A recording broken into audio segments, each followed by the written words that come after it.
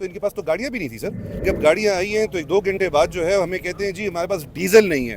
तो यहाँ पे जो कंपनी के अंदर जो ब्राउजर्स पड़े हुए थे उसमें से डीजल डाला गया। रेस्क्यू वालों के पास डीजल नहीं था। डीजल नहीं था उनके पास। ये उनके आपकी रेस्क्यू 1122 और पीडीए इनकी जो नोजल्स थी वो खराब थी।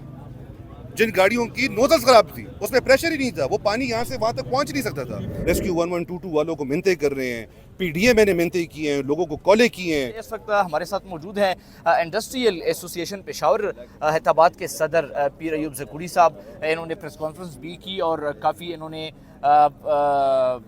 खदशात भी जाहिर की सूबाई हुकूमत के हवाले से, रेस्क्यू के हवाले से। सर ये बताइएगा कि ये वाक़या जब हुआ तो फ़ौरन ही गवर्नर खैबर पख्तूनख्वा ने इस पर नोटिस लिया, वज़ीर आला ने इस पर नोटिस लिया, रेस्क्यू की गाड़ियाँ यहाँ पर आई, अब मुतमईन हैं आप?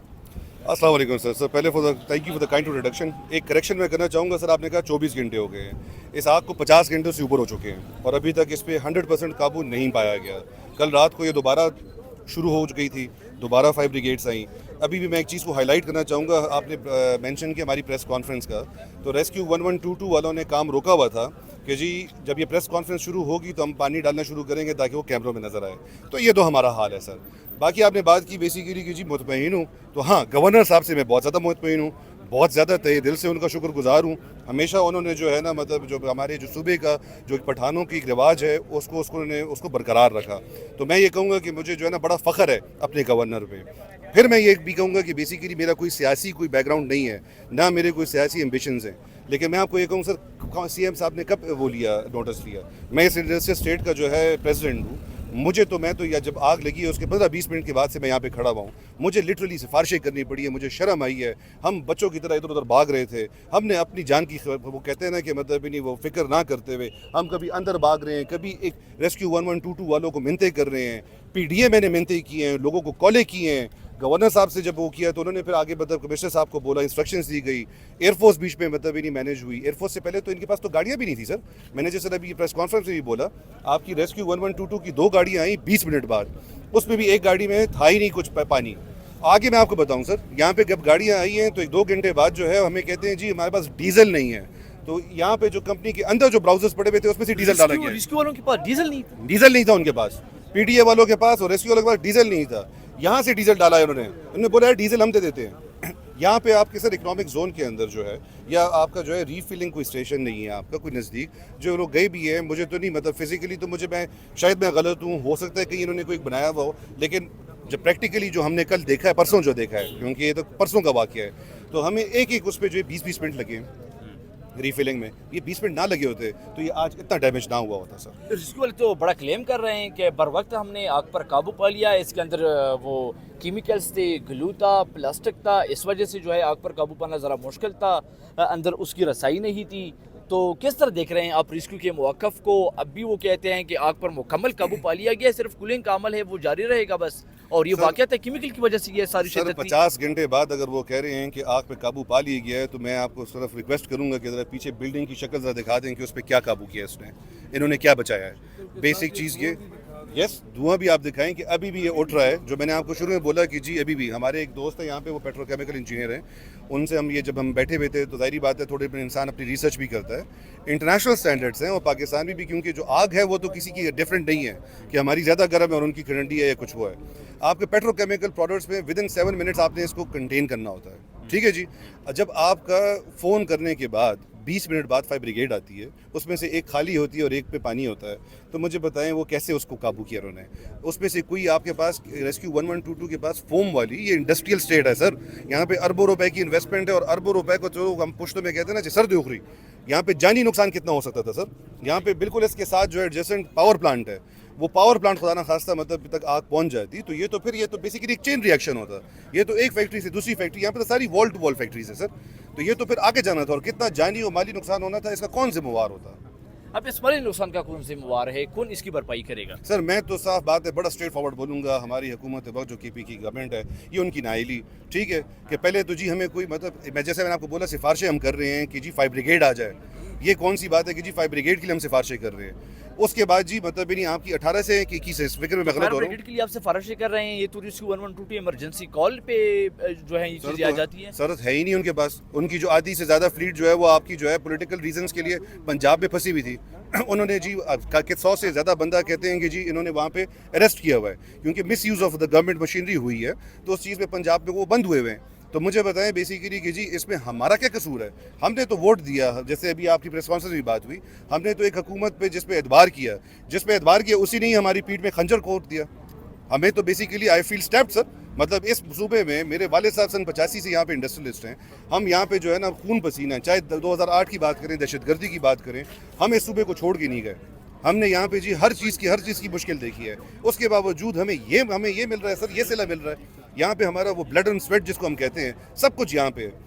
उसके बाद हमें ये कहते हैं कि जी अच्छा जी हमारे पास, आप यकीन करोगे आपकी ये जो आई भी हैं जो गाड़ियाँ, मैंने अभी प्रेस कॉन्फ्रेंस भी बोला कि जब एयरफोर्स आई है तो उन्होंने कंट्रोल किया है। उनकी आपकी रेस्क्यू 1122 और पीडीए, इनकी जो नोजल्स थी वो ख़राब थी। जिन गाड़ियों की नोजल्स ख़राब थी उसमें प्रेशर ही नहीं था, वो पानी यहाँ से वहाँ तक पहुँच नहीं सकता था। वो बेसिकली वो बाहर मतलब बिल्डिंग को ठंडा कर रहे थे, आग अंदर लगी हुई है, आपको एक प्रेशर चाहिए होता है। वो तो जब एयरफोर्स की गाड़ियाँ आई हैं, अल्लाह एयरफोर्स का भला करे, अल्लाह फौज का भला करे, हम उनको भला भला कह रहे होते हैं पूरी पाकिस्तान कि जी इन्होंने पाकिस्तान, मैं तो कहता हूँ कि हमें बचाने वाले हुए हैं इस टाइम पे। यानी आप ये समझते हैं कि ये सारा कुछ जो नुकसान हुआ ये रेस्क्यू पीडीई के नाइली की वजह से हुआ?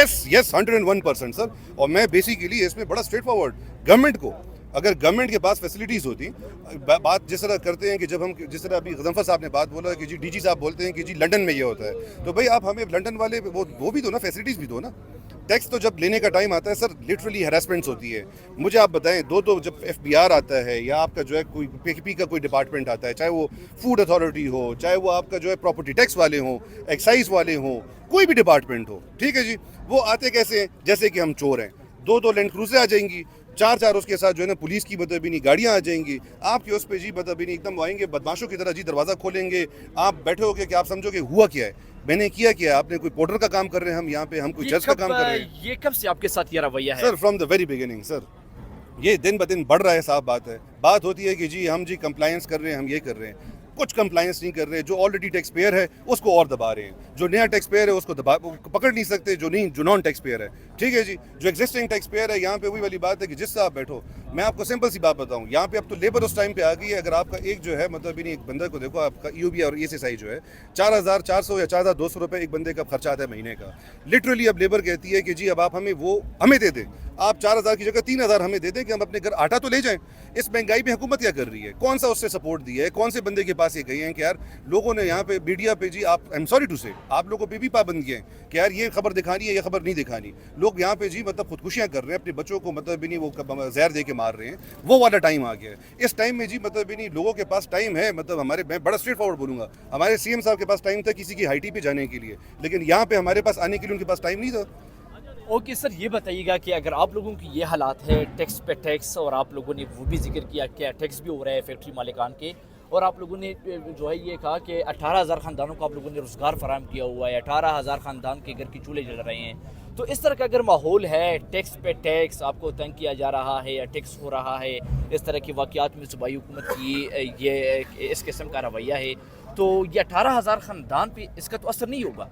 सर बहुत बड़ा असर होगा। देखें सर, जितने भी आपकी यहाँ पे मैं नाम नहीं लूँगा, बड़ी बड़ी फैक्ट्रियाँ थी जिनकी यूनिट यहाँ पे भी हैं, सूबा सरहद में और पंजाब में भी हैं। क्योंकि मुल्क के हालात ख़राब हैं, उन्होंने सूबा सरहद के प्लांट्स बंद कर दिए हैं, ठीक है जी। वो पंजाब के चला रहे हैं क्योंकि वहाँ पे कम से कम लोग जो है मतलब फैसिलिटेट कर रहे हैं। मैं बड़ा खुला बोलूँ, इस वक्त हमारा थ्रू आउट पाकिस्तान काम है, जिस तरीके से फैसिलिटेशन पंजाब में हो रही है वो KP में नहीं होती सर। मैं अगर आपको सिंपल एक बात बोलूं कि जो हालात आपने बोला ना कि 18,000 ख़ानदानों को क्या होगा, और ये आपने डायरेक्ट में आपको बोलूँ, ये 18,000 वो ख़ानदान है जो डायरेक्टली कनेक्टेड हैं। इनडायरेक्टली अगर आप देखो तो ये बेसिकली 50,000 ख़ानदानों से ज़्यादा जाते हैं, क्योंकि इसमें जो है आपके साथ जितने भी आपके वेंडर्स हैं या बायर्स हैं या सेलर्स हैं, ये सारे कनेक्टेड हैं, सबों का रोज़गार चल रहा है सर। यहाँ से लोग, पहले आपकी गैस सस्ती थी, गैस को जी हमें महंगा कर दिया, बिजली हमारी अपनी हाइड्रोल है, हमें वो नहीं मिलता, जो गैस में आर्टिकल 158 ऑफ कॉन्स्टिट्यूशन का जो वो है वो हमसे छीन लिया गया है, हुकूमत के हमें हमारा जी कानून कहता है कि हमारा उस पर हक है, हमें नहीं मिल रहा, प्रेशर भी नहीं है, ऑन टॉप ऑफ इट बिजली भी नहीं मिलती हमें सस्ती, बिजली भी महंगी कर दी है हमारे पास जी। अफगानिस्तान की जब एक्सपोर्ट की बात आती है तो 2 दिन बॉर्डर खुला होता है, 4 दिन बंद होता है कि जी मसला है। मुझे बताएं आखिर में लोग क्या करेंगे? यही फैक्ट्रियाँ उठा के या तो बंद कर देंगे, जो लेबर है वो सड़कों पे आ जाएगी, सिविल क्राइम ज़्यादा हो चुके हैं ऑलरेडी। पहले पेशावर में कभी आपने सुना था कि जी मोबाइल स्नैचिंग होती है या गन पॉइंट पे आपसे जी ये चीज़ें सारी होती हैं, ये नॉर्मल शुरू हो गई हैं, ये चीज़ें हैं यहाँ पे पेशावर में, हैदराबाद जैसे सेटल्ड एरिया में। आपका जो है मतलब सब लोग पंजाब की तरफ रुख कर लेंगे सर, जिसकी एक्सेसिबिलिटी है पंजाब की या सिंध की वो उस तरफ चले जाएंगे, जिनकी रसूख पाकिस्तान से बाहर की है वो पाकिस्तान से बाहर चले जाएंगे। क्या आप लोगों को इसलिए तो नहीं थिंक किया जा रहा कि ये सनत जो है यहाँ से मुंतकिल हो जाए मुल्क के दीगर हिस्सों? सर अगर ये तंग किया जा रहा है, जिस तरह आपने सवाल में पूछा भी कि क्या ये साजिश है, तो मैं कहूँगा सर बड़ी घटिया एक साजिश है सर, बड़ा एक घटिया एक तरीका है कि अगर अपने ही लोगों को मतलब यहाँ से तंग करके निकालना है तो हमें मुँह पे बोल दें, हम खैर है हम खुद चले जाते हैं।